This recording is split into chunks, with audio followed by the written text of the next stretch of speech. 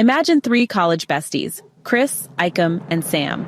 Now, fast forward a few years, and one of them is suddenly the head of state after a military coup.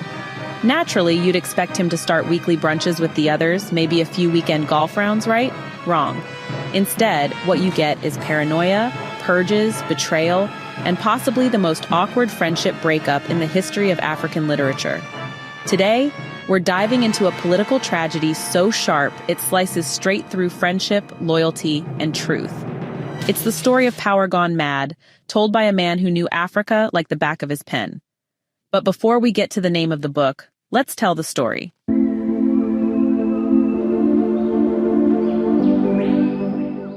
Sam, a military general, becomes the head of a fictional African country called Kangan after a coup d'etat. Back in school, Sam was the golden boy, never failed at anything.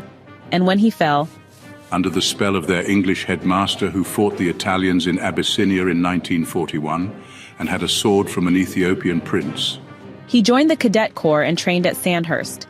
Now imagine this guy, with a British military education and a head full of colonial pride, suddenly ruling a post-colonial state.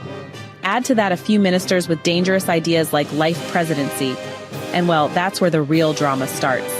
Chris is now the Commissioner for Information. Think of him as the PR guy for the regime, but one with a conscience. Icum, meanwhile, is editor of the National Gazette, a man who speaks his mind, even when silence would be safer. So when Sam's cabinet starts whispering about making him president for life, both Icum and Chris raise their eyebrows, and their objections. That, of course, doesn't go well. Sam, fed nonsense by his cabinet, begins to suspect his old friends are jealous, that they wanted the power he now holds. So what does he do? First, Icum gets suspended. Chris, being Chris, refuses to write the suspension letter. Good guy move. But then Sam's government accuses Chris of organizing fake villagers from Abazan to pretend they want to speak to the president about drought. Small problem. Abazan had earlier rejected the whole life presidency idea. That made them enemies of the state. Then comes the speech. Oh, the speech. Icum, in his usual sharp-tongued brilliance, delivers a lecture at a university where someone asks about rumors that the president's face might soon appear on the national currency, to which Icum replies, "Yes, I heard of it like everybody else. Whether there is such a plan or not, I don't know. All I can say is I hope the rumor is unfounded. My position is quite straightforward, especially now that I don't have to worry about being editor of the Gazette. My view is that any serving president foolish enough to lay his head on a coin should know he's inciting people to take it off. The head, I mean." Boom! The State Research Council claims this is advocacy for regicide.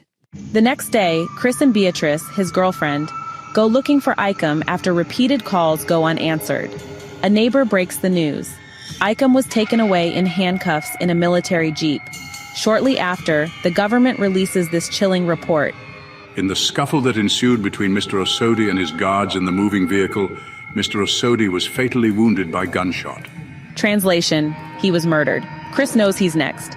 The government declares, "Investigations are still proceeding with a view to uncover all aspects of the plot and to bring to book any other persons or persons, no matter how highly placed, involved in this treasonable conspiracy."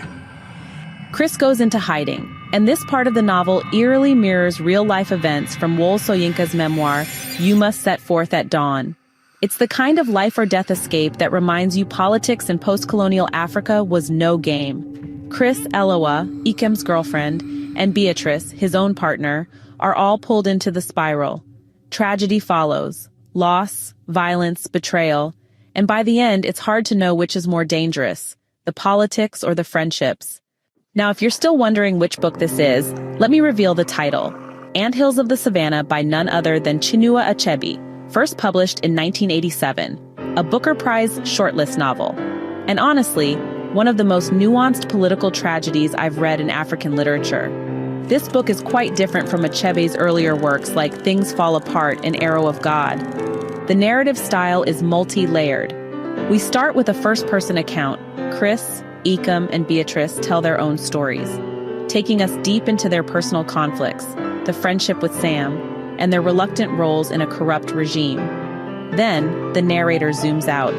We shift into a third-person, omniscient voice that gives us insight into the full web of deception and collapse.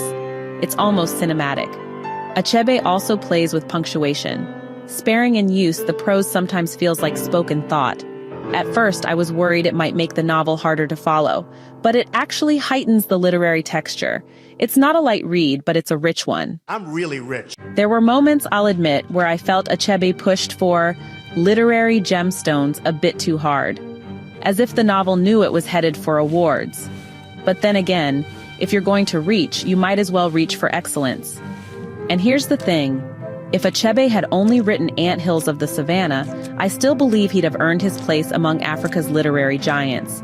Thematically, the novel takes on power, how it corrupts, isolates, and destroys. But it's not just about politics. It's about friendship strained by ideology, about love tested by revolution, about truth, how hard it is to speak it, and how dangerous it is to live it. It also explores male chauvinism, especially through Beatrice's voice. She's not just the girlfriend in the background. She's central to the story's moral center, and her role in the final scenes brings a sense of hope and quiet strength. This is tragedy in the classical sense, but it's also modern, post-colonial, and unapologetically African. About the author, Albert Chinua Achebe, born November 16, 1930, Nigerian novelist, poet, professor, and critic, globally renowned for his debut novel Things Fall Apart, the most widely read book in modern African literature. Achebe was born in Ogidi, southeastern Nigeria, raised by Christian parents, and educated in both Western and traditional African cultures.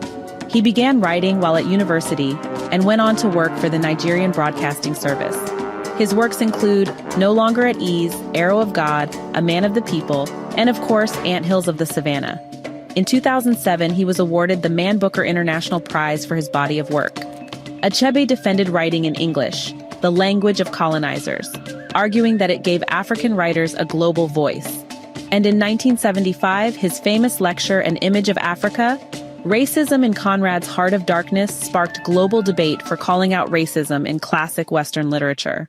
So, is there any Achebe book not worth reading? If there is, I haven't found it. And I've read 5 so far. Anthills of the Savannah may not be my favorite. Arrow of God still holds that crown, but it's perhaps Achebe's most sophisticated novel in structure, prose, and theme. It's political, yes, but it's also deeply human. And in a world where power still corrupts, where leaders still forget their roots, and where truth still costs lives, Achebe's story feels not just relevant, but prophetic. Thanks for watching. If you've read this novel, let me know your thoughts in the comments. If not, pick it up and prepare yourself for a journey through friendship, fear, and the fragile line between loyalty and power. Until next time, keep reading, keep thinking, and keep questioning. Hey, thanks so much for hanging out with me today. If you're interested in diving deeper into this book, I've left some links down in the description. You can use it to grab yourself a copy and keep the adventure going. And if you're in the mood for more great reads, don't go just yet. Click on one of the videos popping up right now that I think you'll love. And don't forget to give this review a like, leave a comment, or even subscribe if you'd like to see more. Every bit of support helps us grow this little community of book lovers. See you in the next one.